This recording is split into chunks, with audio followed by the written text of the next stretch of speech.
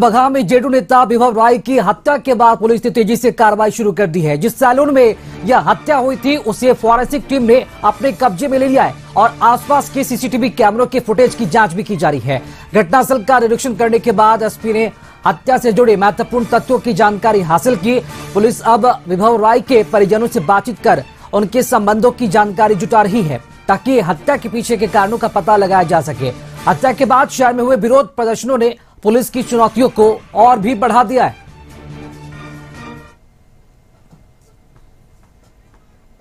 कैसे देखते हैं?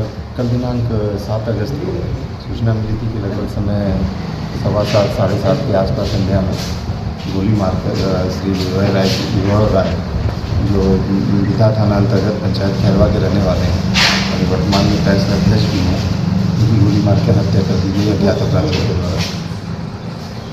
तो कैसे देखते हैं सर हत्या क्या कारण हो सकता है सर? कुछ FIR वगैरह? नहीं, अभी तक वर्तमान में कोई FIR दर्ज नहीं किया गया परिवारजनों के द्वारा, लेकिन पुलिस अपनी तहकीकात जारी कर रही है। पुलिस अधीक्षक महोदय भी कल रात्रि में पहुंचे हुए थे घटनास्थल पर, उन्होंने भी घटनास्थल का निरीक्षण किया। हम लोगों ने एसएसएफ की टीम को भी और अभी तकनीकी टीम है वो भी यहाँ पहुँची हुई है और विभिन्न पहलुओं पर हम लोग घर वालों से भी बातचीत कर रहे हैं कि क्या हो सकता है ऐसे, और अन्य पहलुओं पर भी हम लोग अनुसंधान कर रहे हैं।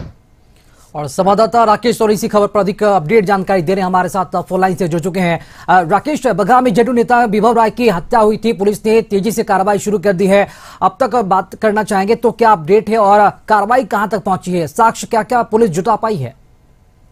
राकेश, बता दें कि बितहा के जो जदयू के प्रखंड अध्यक्ष थे विभव राय की हत्या के बाद पूरे इलाके में सनसनी फैल गया है और यहाँ जो जदयू कार्यकर्ता से लेकर जो स्थानीय लोग है उसमें काफी आक्रोश है कि जदयू के प्रखंड अध्यक्ष जो बितहा के थे और उनकी हत्या कर दी गई है। उस पुलिस ने उसमें कार्रवाई तेज कर दी गई है। बगहा एसपी सुशांत कुमार सरोज ने एक SDPO के नेतृत्व में एक SIT टीम गठन कर दिया गया है और लगातार इस क्षेत्रों में जगह जगह छापेमारी की जा रही है। एक टीम जो है इलाके के फुटेज CCTV फुटेज को देखी जा रही है, उसमें खंगाली जा रही है और संदिग्धों की पहचान करने का प्रयास किया जा रहा है कि उसमें कौन कौन लोग हैं। और फोरेंसिक की टीम आई हुई थी जो जिस जगह पर हत्या की गई है उस जगह पर पूरा घेराबंदी कर दिया गया है और फोरेंसिक टीम उसकी जांच करेगी कि किस तरह की हत्या किया गया और कौन कौन लोग हैं।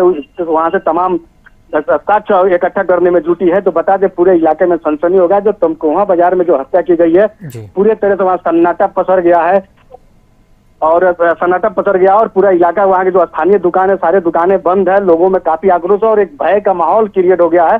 तो एक तरफ लोग जो विरोधी है उस पर कटाक्ष भी कर रहे हैं कि जदयू की सरकार है और ये लगातार जदयू नेता की हत्या हो रही है, उस गोली चली है और जो पुलिस प्रशासन के लिए एक चुनौती बन गया है। वहाँ के जो स्थानीय लोग हैं वो काफी विरोध प्रदर्शन किया था और लगभग कल 12 बजे तक रात तक पूरे NH को जाम कर दिया था, जाम करके प्रदर्शन कर रहे थे। तो इसको SP के कहने पर मामले को लोग शांत हुए और लोग जाम हटाया है।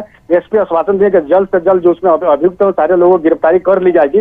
तो एक पुलिस के लिए एक चुनौती भरा ये काम हो गया कि जो प्रखंड अध्यक्ष विभव राय की हत्या में कौन कौन लोग शामिल है तक पहुंचने के लिए पुलिस के लिए एक चुनौती बन गई है और लगातार इस क्षेत्र में छापेमारी की जा रही है। जो अपराधी है उनकी पहचान करने की कार्रवाई की जा रही है। जी राकेश, और एक अहम जानकारी भी लेना आपसे चाहेंगे। जिस सैलून के यहाँ पर जिक्र हो रहा है, जो खबर भी सामने, जिस सैलून में हत्या की गई तो सैलून को पुलिस ने सील कर दिया है। इस सैलून के बारे में क्या अधिक जानकारी मिल पा रही है? सैलून किसका था, उस वक्त कौन कौन लोग थे वहां पर, क्या किसी पर प्राथमिकी दर्ज की गई है? ये बता दें कि जो सैलून है जो विभव राय के गाँव का रहने वाला ही सैलून वाला था और उनका एक जब चमकी बाजार में आते थे तो उनका आना जाना वहाँ सैलून पर बराबर रहता था। जो अपराधी है उनका पूरे तरह से लाइनर जो था उन्होंने पूरे तरह से उनका मुआयना किया था और उनका दिनचर्या था जब चमकी बाजार आते थे तो सैलून के आसपास ही बैठते थे। तो उस दिन कल जो देर शाम में आए और सैलून में दाढ़ी बनवाने चले गए और जो सैलून वाला आदमी है उन्हीं के गाँव का रहने वाला है। तो उनका एक वहाँ प्रतिदिन आने जाने का एक दिनचर्या था। तो जो लाइनर था वो उसने पूरे तरह से मुआयना कर दिया था कि यह हमेशा आते हैं तो विभव राय यहाँ के बैठते हैं। और जैसे सैलून में दाढ़ी बनवाने के लिए पहुंचे उसके बाद अपराधी आए, 2 बाइक सवार अपराधी आए, उनके माथे में गोली मारे और उनकी हत्या हो गई। जी राकेश, तो पुलिस इस पूरे मामले को किस एंगल से देख रही है? क्या ये कोई आपसी विवाद है या फिर भूमि विवाद है या फिर किसी से उनकी कोई दुश्मनी, किसी के ऊपर भी पुलिस को शक है जिसके आधार पर कोई कार्रवाई कर रही है?